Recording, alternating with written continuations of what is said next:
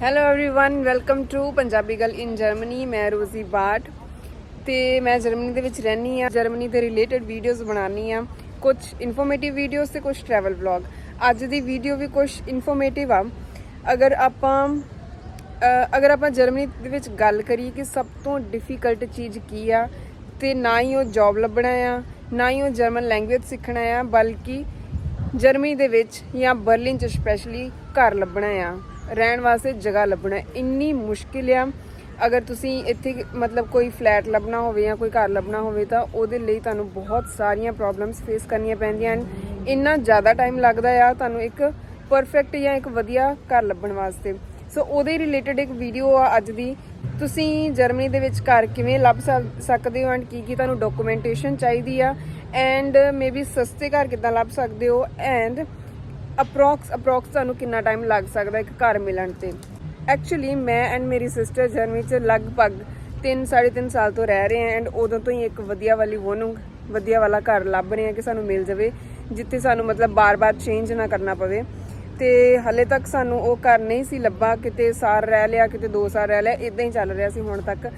But ਹੁਣ ਇਸ month ਸਾਨੂੰ ਇੱਕ ਵੋਨਿੰਗ ਮਿਲੀ ਆ, ਐਂਡ ਉਹਦੇ ਬਾਰੇ ਅੱਜ ਆਪਾਂ ਗੱਲ ਕਰਾਂਗੇ। ਮੇਰੇ ਨਾਲ ਮੇਰੀ ਸਿਸਟਰ ਵੀ ਆ, ਉਹਦੇ ਬਾਰੇ ਆਪਾਂ ਅੱਜ ਗੱਲ ਕਰਾਂਗੇ ਕਿ ਕੀ ਡਾਕੂਮੈਂਟੇਸ਼ਨ ਲੱਗੀ ਐਂਡ ਕਿਵੇਂ ਉਹ ਸਾਨੂੰ ਵੋਨਿੰਗ ਮਿਲੀ।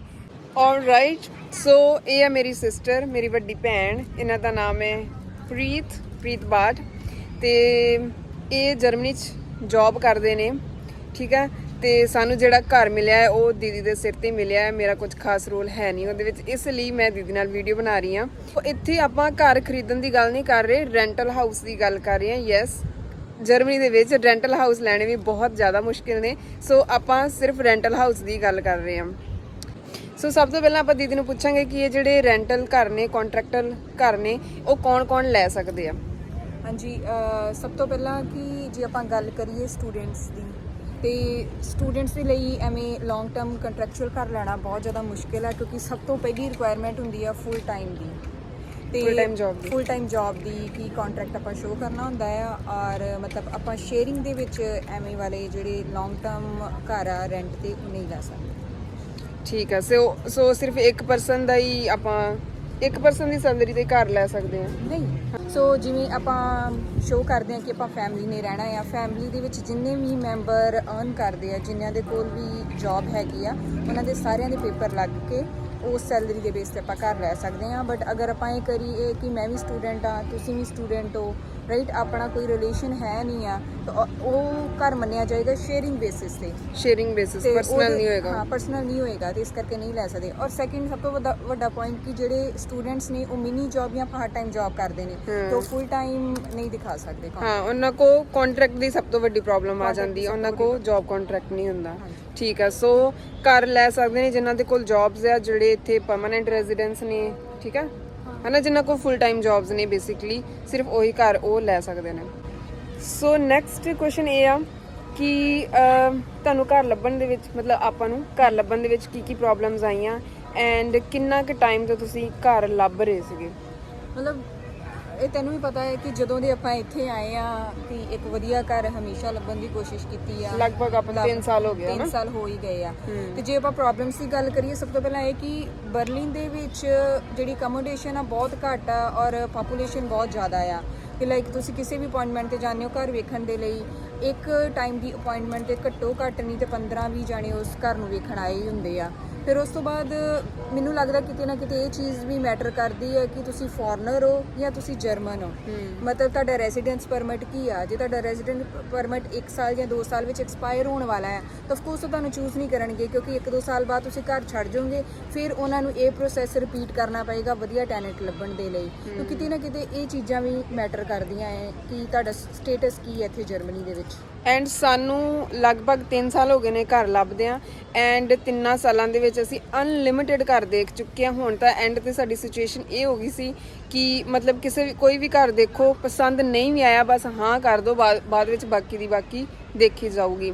ਸੋ ਉਹ ਵੀ ਘਰ ਵੀ ਤੁਹਾਨੂੰ ਦਿਖਾਵਾਂਗੇ ਕਿ ਸਾਨੂੰ ਕਿਵੇਂ ਦਾ ਘਰ ਮਿਲਿਆ, ਈਵਨ 3 ਸਾਲ ਬਾਅਦ ਵੀ, 3 ਸਾਲ ਮਤਲਬ ਸਰਚ ਤੋਂ ਬਾਅਦ ਵੀ ਸਾਨੂੰ ਕਿਵੇਂ ਦਾ ਘਰ ਮਿਲਿਆ ਆ।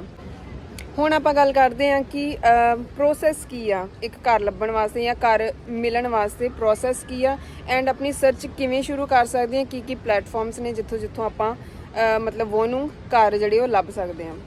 ਮੇਰੇ ਅਕੋਰਡਿੰਗ ਕਿ ਜਦੋਂ ਤੁਸੀਂ ਡਿਸਾਈਡ ਕਰ ਲਿਆ ਕਿ ਤੁਸੀਂ ਇੱਕ ਨਵਾਂ ਘਰ ਲੈਣਾ ਰੈਂਟ ਤੇ, ਤਾਂ ਸਭ ਤੋਂ ਪਹਿਲਾਂ ਡਾਕੂਮੈਂਟੇਸ਼ਨ ਬਹੁਤ ਜ਼ਰੂਰੀ ਆ, ਸਪੈਸ਼ਲੀ ਜਰਮਨੀ ਦੇ ਵਿੱਚ, ਬਰਲਿਨ ਦੇ ਵਿੱਚ। ਸੋ ਕਿਹੜੇ ਡਾਕੂਮੈਂਟਸ ਚਾਹੀਦੇ ਨੇ ਆਪਾਂ ਨੂੰ? ਸਭ ਤੋਂ ਪਹਿਲ ਸ਼ੌਫਾ ਕੀ ਆ? ਲਾਈਕ ਇਹ ਇੱਕ ਤਰ੍ਹਾਂ ਦੀ ਕ੍ਰੈਡਿਟ ਰਿਪੋਰਟ ਆ, ਮਤਲਬ ਕਿ ਤੁਹਾਡੇ ਕ੍ਰੈਡਿਟ ਸਕੋਰ ਕਿੰਨੇ ਕਾ। ਸੋ ਸ਼ੌਫਾ ਦੇ ਲਈ ਤੁਸੀਂ ਆਪਣੀ ਰਜਿਸਟ੍ਰੇਸ਼ਨ ਕਰੋ ਤੇ ਇੱਕ ਟਾਈਮ ਦੀ ਕਾਪੀ ਭੇਜਣ ਦੇ ਲਈ ਉਹ ਤੁਹਾਡੇ ਕੋਲ 30 ਯੂਰੋ ਚਾਰਜ ਕਰਦੇ ਨੇ, ਔਰ ਤੁਹਾਡਾ ਡਾਟਾ ਮੇਨਟੇਨ ਰੱਖਣ ਦੇ ਲਈ 3 ਯੂਰੋ ਪਰ ਮੰਥ ਉਹ ਤੁਹਾਨੂੰ ਚਾਰਜ ਕਰਦੇ ਰਹਿਣਗੇ। ਔਰ ਉਸ ਤੋਂ ਬਾਅਦ ਜਦੋਂ ਤੁਹਾਨੂੰ ਉਹ ਸਰਟੀਫਿਕੇਟ ਭੇਜਣਗੇ ਕਿ ਹਾਂਜੀ ਵੀ ਇਹ ਤੁਹਾਡੀ ਕ੍ਰੈਡਿਟ ਸਕੋਰ ਰਿਪੋਰਟ ਆ, ਉਹ ਤੁਹਾਡੇ ਕੋਲ 30 ਯੂਰੋ ਚਾਰਜ ਕਰਦੇ ਨੇ। ਇਹ ਹੋ ਗਿਆ first document. Second thing is ਕਿ ਤੁਹਾਡਾ ਜੌਬ ਕੰਟਰੈਕਟ। ਅਗਰ ਤੁਸੀਂ ਪ੍ਰੋਬੇਸ਼ਨ ਪੀਰੀਅਡ ਤੇ ਹੋ ਤਾਂ ਤੁਹਾਡੇ ਚਾਂਸਸ ਥੋੜੇ ਘੱਟ ਜਾਂਦੇ ਆ। ਔਰ ਉਸ ਤੋਂ ਬਾਅਦ ਤੁਹਾਡੀ 6 ਮੰਥ ਦੀ ਸੈਲਰੀ ਸਲਿਪਸ ਚਾਹੀਦੀਆਂ ਨੇ। ਥਰਡ ਹੈ ਕਿ ਇੱਕ ਸਰਟੀਫਿਕੇਟ ਚਾਹੀਦਾ ਤੁਹਾਡੇ ਓਨਰ ਦੇ ਵੱਲੋਂ ਕਿ ਤੁਸੀਂ ਹਰ ਮੰਥ ਮਤਲਬ ਰੈਂਟ ਪੇ ਕਰ ਰਹੇ ਹੋ। ਅਗਰ ਤੁਸੀਂ ਸਰਟੀਫਿਕੇਟ ਨਹੀਂ ਲੈ ਸਕਦੇ, ਜਿਹੜੀਆਂ ਤੁਸੀਂ ਟ੍ਰਾਂਜੈਕਸ਼ਨ ਕਰਦੇ ਹੋ ਉਹਨਾਂ ਦੀ ਕਾਪੀ ਲਾ ਦਿਓ ਕਿ ਹਾਂਜੀ ਬਈ ਮੈਂ ਹਰ ਮਹੀਨੇ ਇੰਨਾ ਰੈਂਟ ਪੇ ਕਰ ਰਿਹਾ ਹਾਂ, ਟਾਈਮ ਟੂ ਟਾਈਮ ਪੇ ਕੀਤਾ। ਹਾਂਜੀ, ਤੇ ਨੈਕਸਟ ਡਾਕੂਮੈਂਟ ਜਿਹੜਾ ਆਪਾਂ ਨੂੰ ਚਾਹੀਦਾ ਆ ਇੰਪੋਰਟੈਂਟ, ਉਹ ਹੈਗਾ ਹੈ ਤੁਹਾਡੀ ਆਈਡੀ ਕਾਰਡ। ਲਾਈਕ ਤੁਸੀਂ ਆਪਣੇ ਪਾਸਪੋਰਟ ਦੀ ਕਾਪੀ ਦੇ ਸਕਦੇ ਹੋ, ਔਰ ਉਹਦੇ ਨਾਲ ਹੀ ਤੁਹਾਡਾ ਜਿਹੜਾ ਵੀ ਰੈਜ਼ੀਡੈਂਸ ਪਰਮਿਟ ਹੈ ਉਹਦੀ ਕਾਪੀ ਦੇਣੀ ਹੁੰਦੀ ਹੈ ਉਹਦੀ ਕਾਪੀ ਦੇਣੀ। ਸੋ ਇਹ ਨੇ ਇੰਪੋਰਟੈਂਟ ਡਾਕੂਮੈਂਟ ਜਿਹੜੇ ਤੁਹਾਨੂੰ ਚਾਹੀਦੇ ਅਪਲਾਈ ਕਰਨ ਟਾਈਮ। ਫਿਰ ਇਸ ਤੋਂ ਬਾਅਦ ਕੁਐਸਚਨ ਇਹ ਆਉਂਦਾ ਹੈ ਕਿ ਘਰ ਲੱਭਣਾ ਕਿਵੇਂ ਆ, ਕਿੱਦਾਂ ਪਤਾ ਲੱਗੂਗਾ ਕਿ ਇੱਥੇ ਆ ਘਰ ਅਵੇਲੇਬਲ ਹੈ ਆ? ਕੋਈ ਪ੍ਰਾਪਰਟੀ ਡੀਲਰ ਵਗੈਰਾ ਤੋਂ ਜਾਣਾ ਪੈਂਦਾ ਕਿ ਕੀ ਮਤਲਬ ਸਿਸਟਮ ਆ? ਨਹੀਂ, ਮਤਲਬ ਤੁਹਾਨੂੰ ਪ੍ਰਾਪਰਟੀ ਡੀਲਰ ਕੋ ਤਾਂ ਨਹੀਂ ਜਾਣਾ ਪਏਗਾ। ਕਿ ਕੁਝ ਵੈਬਸਾਈਟਸ ਨੇ ਉਹਨਾਂ ਦੇ ਉੱਪਰ ਜਿਹੜੀਆਂ ਪ੍ਰਾਪਰਟੀ ਡੀਲਰ ਕੰਪਨੀਆਂ ਹੁੰਦੀਆਂ ਨੇ, ਹਾਊਸ ਫਰਵਾਲਟੋ ਕਹਿੰਦੇ ਨੇ ਉਹਨਾਂ ਨੂੰ, ਉਹ ਉਹਨਾਂ ਕੋ ਜਿਹੜੇ ਵੀ ਘਰ ਅਵੇਲੇਬਲ ਹੁੰਦੇ ਨੇ ਉਹ ਉਹਨਾਂ ਵੈਬਸਾਈਟਸ ਤੇ ਲਿਸਟ ਕਰ ਦਿੰਦੇ ਨੇ। ਤੁਸੀਂ ਕਿਸੇ ਵੀ ਵੈਬਸਾਈਟ ਤੇ ਜਾਓ, ਉੱਥੇ ਆਪਣਾ ਅਕਾਊਂਟ ਬਣਾਓ ਐਂਡ ਆਪਣੀ ਸਰਚ ਜੋ ਵੀ ਤੁਸੀਂ 2 ਕਮਰਿਆਂ ਵਾਲਾ ਘਰ ਲੱਭ ਰਹੇ ਹੋ, 3 ਵਾਲਾ ਲੱਭ ਰਹੇ ਹੋ, ਜੋ ਵੀ ਤੁਹਾਡੀ ਰਿਕੁਆਇਰਮੈਂਟਸ ਆ ਉਹਦੇ ਅਕੋਰਡਿੰਗ ਘਰ ਲੱਭੋ ਐਂਡ ਇੱਕ ਮੈਸੇਜ ਲਿਖੋ ਕਿ ਤੁਸੀਂ ਆਪਣਾ ਪੁਰਾਣਾ ਘਰ ਕਿਉਂ ਛੱਡਣਾ ਚਾਹੁੰਦੇ ਹੋ, ਤੁਹਾਡੀ ਕਿੰਨੀ ਸੈਲਰੀ ਆ ਐਂਡ ਆਲ, ਤੇ ਉਹ ਮੈਸੇਜ ਸੈਂਡ ਕਰ ਦਿਓ ਤੇ ਫਿਰ ਉਹ ਅੱਗੇ ਤੁਹਾਨੂੰ ਆਪੇ ਰਿਪਲਾਈ ਕੰਟੈਕਟ ਕਰਦੇ ਨੇ। ਠੀਕ ਹੈ।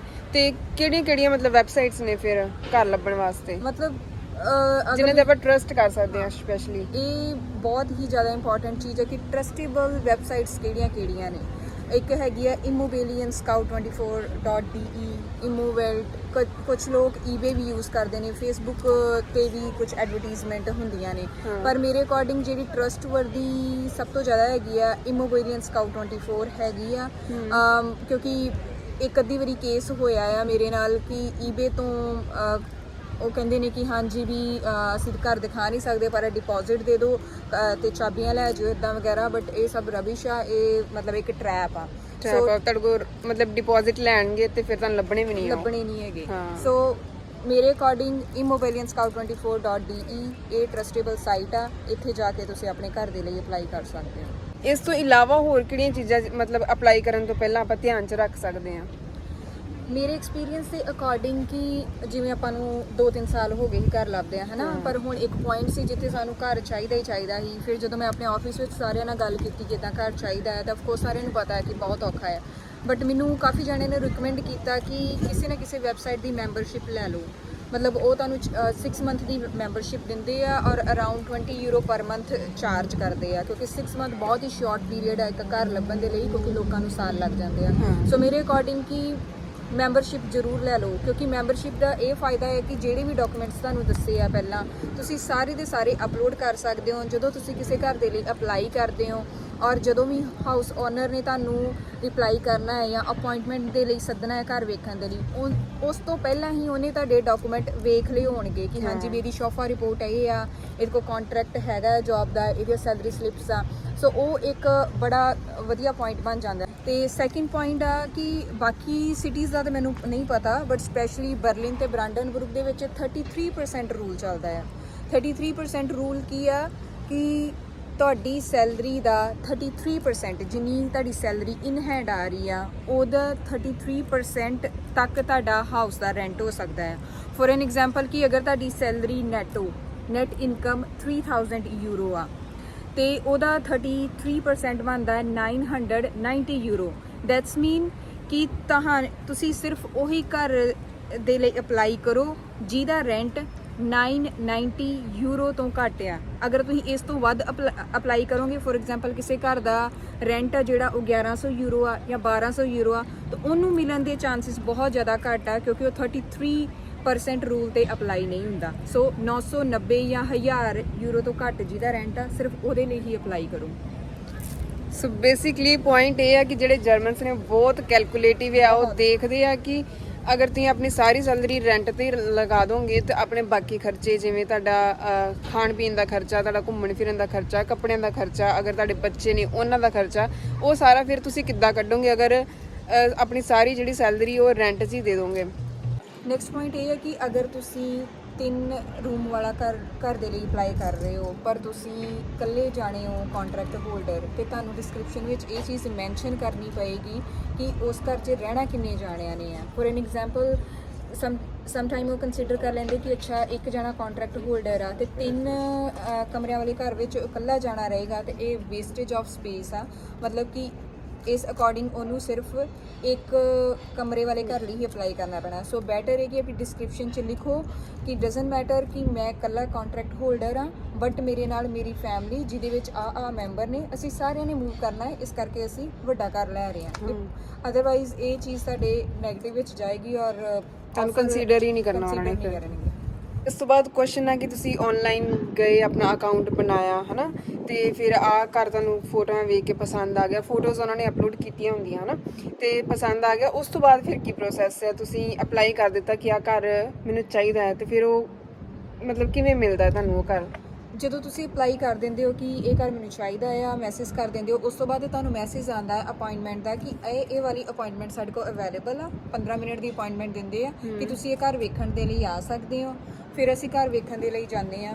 ਫਿਰ ਉੱਥੇ ਜਦੋਂ ਤੁਸੀਂ ਘਰ ਵੇਖ ਲੈਂਦੇ ਹੋ ਕਿ ਹਾਂਜੀ ਠੀਕ ਆ ਸਾਰਾ ਕੁਝ ਇੱਦਾਂ ਉੱਦਾਂ, ਤੇ ਫਿਰ ਉੱਥੇ ਮਤਲਬ ਇੱਕ ਕੰਪਨੀ ਵੱਲੋਂ ਇੱਕ ਬੰਦਾ ਹੁੰਦਾ ਆ, ਮਤਲਬ ਉਹ ਤੁਹਾਨੂੰ ਪੁੱਛਦਾ ਕਿ ਹਾਂਜੀ ਤੁਸੀਂ ਇਹ ਘਰ ਲੈਣ 'ਚ ਇੰਟਰਸਟਿਡ ਹੋ, ਤੁਹਾਨੂੰ ਪਸੰਦ ਆਇਆ। ਫਿਰ ਤਾਂ ਤੁਸੀਂ ਉਹਨੂੰ ਹਾਂ ਜਾਂ ਨਾ ਕਹਿ ਕੇ ਆਉਂਦੇ ਹੋ। ਅਗਰ ਤੁਸੀਂ ਉਹਨੂੰ ਹਾਂ ਕਹਿ ਕੇ ਆਉਂਦੇ ਹੋ ਤਾਂ ਫਿਰ ਕਹਿੰਦੇ ਕਿ ਹਾਂਜੀ 10 ਮਿੰਟ ਤੱਕ ਤੁਹਾਨੂੰ ਇੱਕ ਈਮੇਲ ਆਏਗੀ। ਉਸ ਈਮੇਲ ਦੇ ਉੱਤੇ ਇੱਕ ਲਿੰਕ ਹੋਏਗਾ, ਉੱਥੇ ਤੁਸੀਂ ਆਪਣੇ ਜਿਹੜੇ ਰਿਕੁਆਇਰਡ ਡਾਕੂਮੈਂਟਸ ਨੇ ਉਹ ਇੱਕ ਵਾਰੀ ਫਿਰ ਤੋਂ ਅਪਲੋਡ ਕਰਨੇ ਨੇ ਤਾਂ ਕਿ ਅਸੀਂ ਕੰਸੀਡਰ ਕਰ ਸਕੀਏ ਕਿ ਤੁਸੀਂ ਇੱਕ ਐਪਲੀਕੈਂਟ ਹੋ।